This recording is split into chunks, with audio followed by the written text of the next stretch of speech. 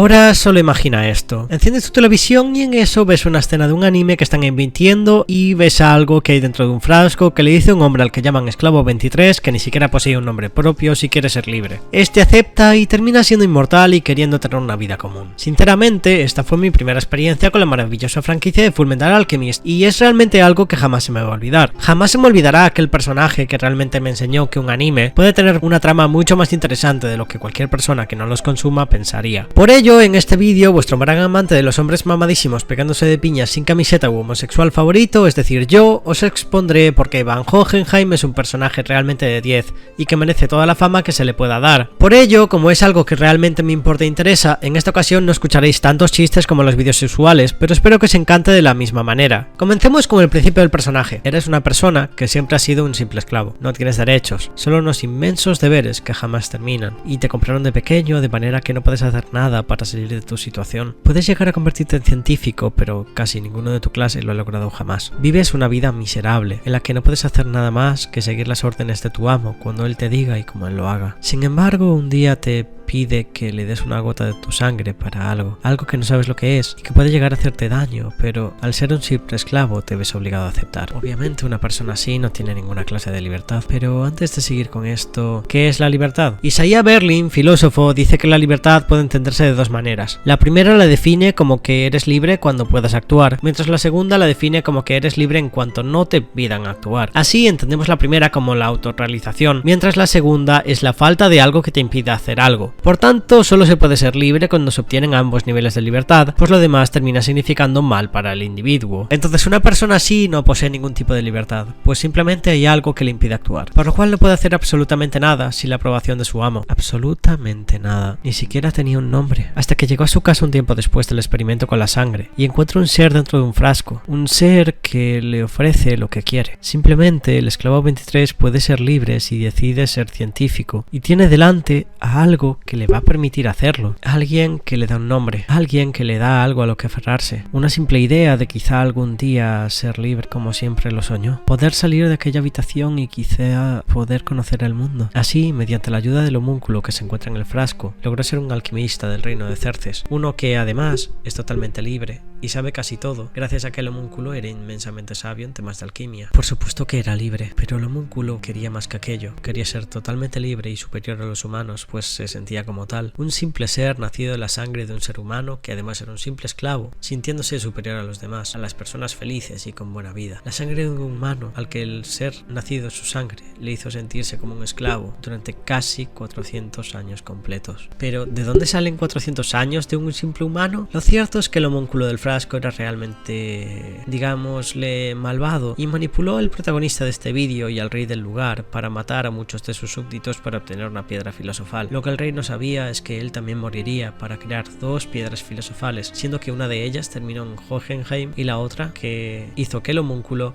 adoptase la forma de su padre, salvo que con una tez más pálida. Ambos son inmortales en temas de edad, pues las almas de todas aquellas personas terminaron en el interior de las piedras filosofales. Cabe destacar algo, y es que el nombre del alquimista más grande que logró crear las piedras filosofales, Van Hohenheim, es una referencia al que es considerado alquimista real llamado Paracelso von Hohenheim, quien fue el primero en usar la palabra homúnculo, mencionando haber creado uno en su búsqueda de la piedra filosofal, quien supuestamente otorgaba la juventud eterna. Un humano que no sabía que realmente era un esclavo hasta que él apareció y que simplemente sabía que tenía que seguir las órdenes de aquel a quien llamaba amo, para pasar ahora a saber lo que significaba serlo, no tener un lugar donde ir debido a no ser realmente libre y tener el sentimiento constante de ser un esclavo como en su pasado. Tras el suceso que acabo de mencionar, Hohenheim no podía ser la misma persona. Era un esclavo que había accedido a la libertad, pero logró una en la que realmente no podía hacer lo que deseaba, por lo que había logrado sin quererlo una libertad de segundo tipo, lo que es simplemente una prisión en la que no se puede hacer nada. Él era inmortal, no podía morir, pero esto le impidió siempre ser feliz. Siempre deseó simplemente poder envejecer al mismo tiempo que sus seres queridos, envejecer al mismo tiempo que las personas que amaba. Su culpa, su enorme culpa que lo atormentaba cada noche la veía reflejada en él mismo. No podía envejecer, tendría que ver a sus hijos y a su mujer morir delante de sus narices sin poder realmente hacer nada por evitarlo. Algo que es muy destacable del personaje es que le pasa lo mismo que a tu amo en Sekiro Shadows Die Twice, donde Kuro posee la vida eterna. Mientras todos ven su poder como una maldición, Kuro es el único que lo puede llegar a ver realmente. Es alguien que verá a todos sus seres queridos morir ante sus ojos sin poder llegar a hacer nada para ayudarlo o frenarlo. Ahora esa esclavitud era mucho peor, mientras que antes lo era de manera física. La mental se mantendrá ahí por siempre. Ahora el esclavo 23 sabía lo que significaba ser libre, entendía lo que era, pero no podía librarse de ello, debido a lo que el homúnculo le dio, la piedra filosofal. Para Hohenheim, al igual que para Kuro, su poder es una maldición, peor que una persona puede obtener, pues para él su vida no tenía sentido. Siempre deseó formar una familia y poder ser feliz. Por eso mismo deseaba dejar de ser un esclavo cerceniata, pero al dejar de serlo, debido a su ingenuidad, cayó en las mentiras del homúnculo, haciendo que todos los habitantes del reino murieran por su culpa. Él nunca quiso, como es obvio, ser una simple herramienta de nadie. No quería ser un esclavo, nunca lo decidió, nunca lo deseó, pero cuando finalmente parecía que había logrado superar aquella etapa, fue traicionado por su esencia, por alguien nacido de su propia sangre, alguien que había descubierto conocimientos que le hacían entender lo que significaba ser un esclavo. Por años el hombre solo podía vagar por el mundo, conociendo a gente que le cogía cariño, pero con miedo a iniciar cualquier clase de relación, ya fuese de amistad o de amor, puesto que sabía que vería a sus seres queridos simplemente vivir toda una vida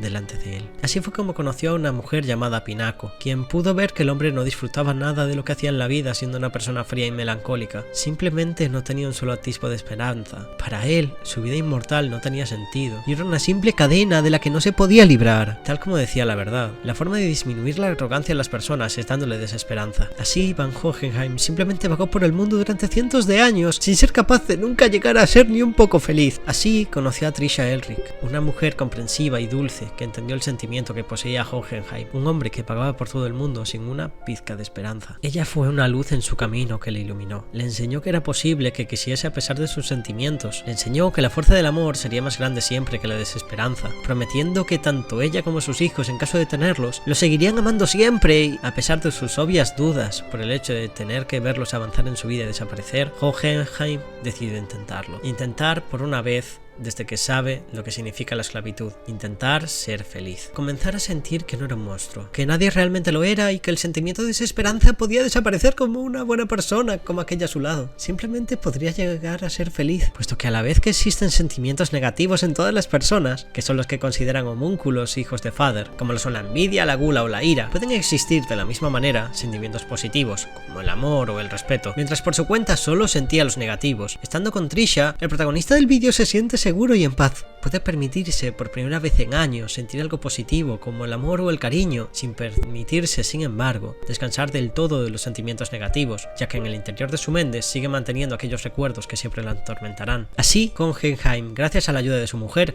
y al nacimiento de sus dos hijos y al calor interno que esto le provoca, le permite finalmente embarcarse en una lucha por la búsqueda de la derrota de Father, que es el nombre actual del homúnculo que fue creado por su sangre. Este nombre fue dado por los hijos que creó. Así decidió, con la ayuda de Trisha, abandonar su casa, yéndose a buscar a un amigo tanto tiempo después, teniendo un plan para lograr que este no fuese quien de absorber tantas almas como hay depositadas en Amestris, gracias a sus pérdidas de muchas de las almas que tenía en su interior. La diferencia en cuanto a sus hijos entre el homúnculo y él es que el primero solo los veía como sus marionetas, que eso era para lograr ser el ser supremo que se juntase con el dios del mundo, mientras Van puede ser gran padre y de hecho lo era, salvo que no era para nada afectuoso y tenía miedo de llegar a hacerles daño debido a su anterior pasado, por lo que cuando emprende su viaje sabe perfectamente que lo más probable es que sus hijos en el futuro le guarden rencor, el mismo que le tiene a su primera creación, el primer ser que nació de su sangre. Todo el hecho de pensar en qué haría Father en Amestris y el miedo que tenía a dañar a sus hijos le provocaba un dolor inmenso, mucho mayor al que podía haber imaginado, una esclavitud mucho peor que la física de Cerces, pues de la física te puedes librar, pero de la mental jamás podrás a menos que mueras.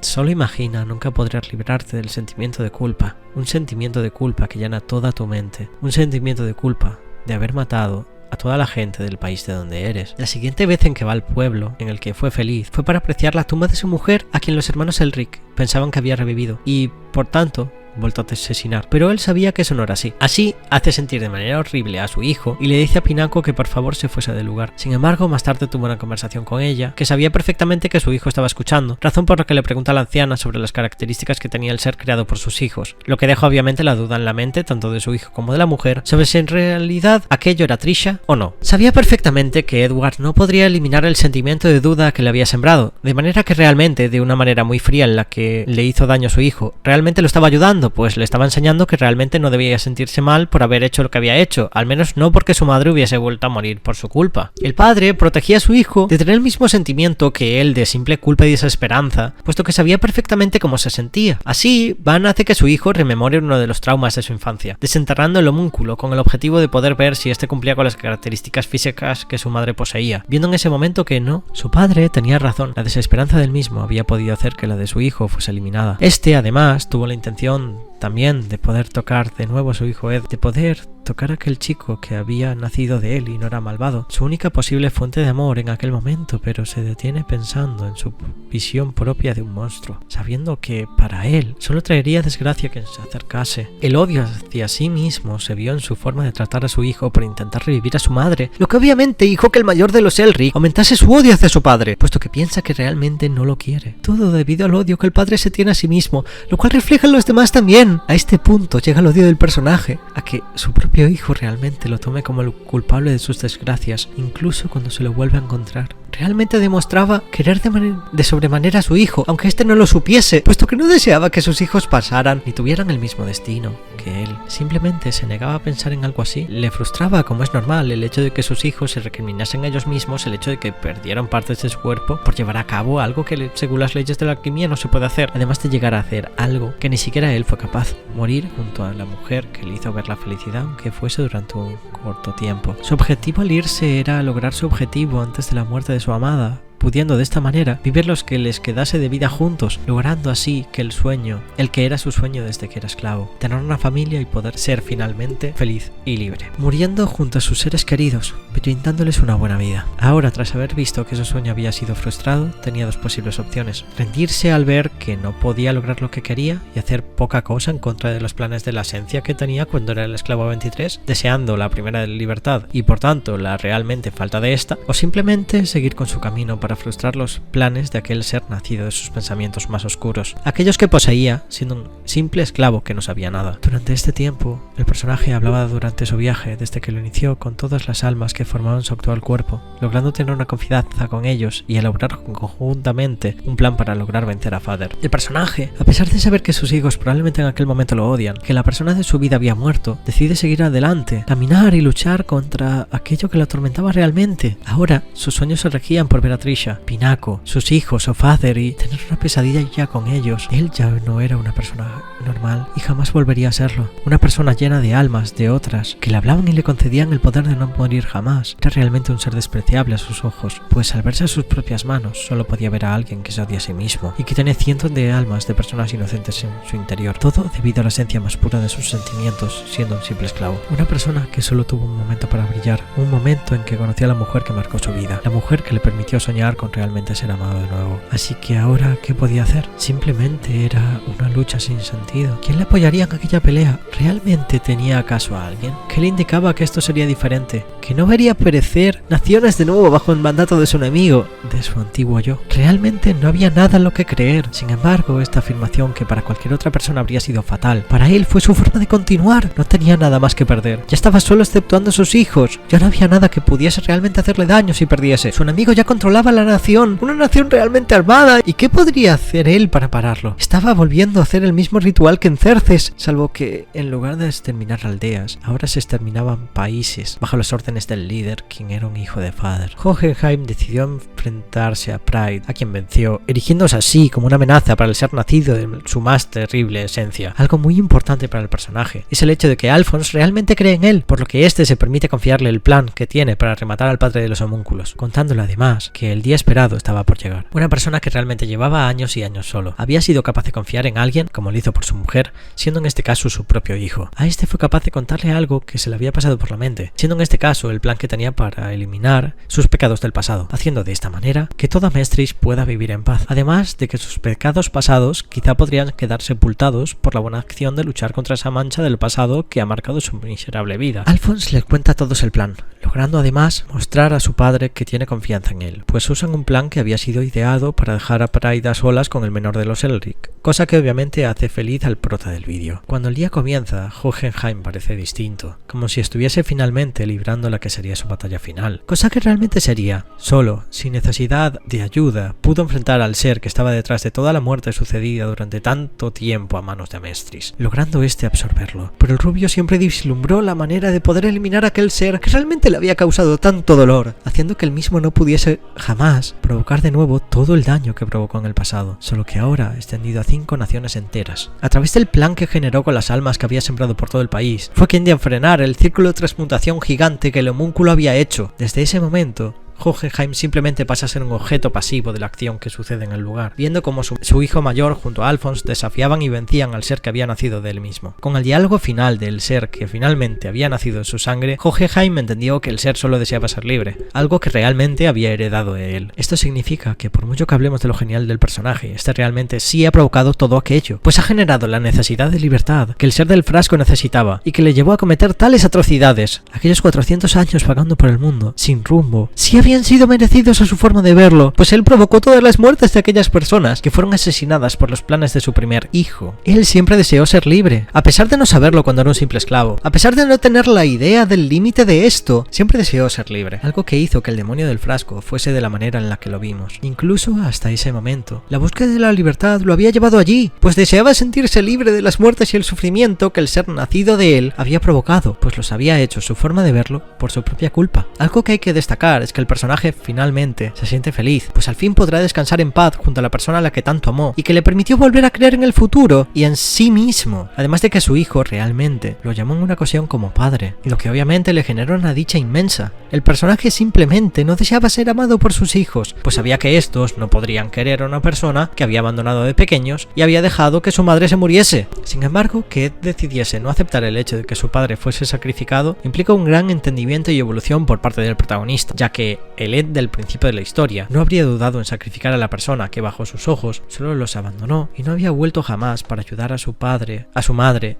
o sus hijos, permitiendo que pasasen por todo lo que pasaran, pero el del final se rehusó a sacrificarlo. Esto hace realmente feliz a Jochen. Así, cuando Armstrong se acerca a él al finalizar la batalla y le agradece por haber tenido 2 hijos como los que ha tenido, realmente se emociona. Hasta ese momento no había podido parar ni un solo momento en su vida, solo era un monstruo a sus ojos, no merecía realmente nada que no fuesen desprecio y odio. Sin embargo, al fin podría estar tranquilo. El ser que había causado todo aquello había sido vencido y gracias a sus hijos finalmente podría llegar a cumplir su sueño, el de poder perecer junto a la persona que amaba. Ese llanto que tiene con las palabras de Armstrong no eran más que la consecuencia de al fin poder estar tranquilo, sin sentir miedo por su pasado o por lo que el ser nacido de su sangre pudiese hacer con otras personas. Simplemente podría finalmente ser feliz. Así, en esa misma pelea, el personaje, a pesar de sus fallos, fue quien de eliminarlos, de al fin poder evadirse de esa carga que llevaba 4 siglos llevando bajo sus hombros y que le habían hecho tan tremendamente infeliz. Logró finalmente algo que para él, a su forma de verlo, era imposible: ganas de vivir. Había logrado eliminar el peso que le atormentaba desde hace tantos años y ahora se moriría. ¿En serio? Finalmente, su escena final,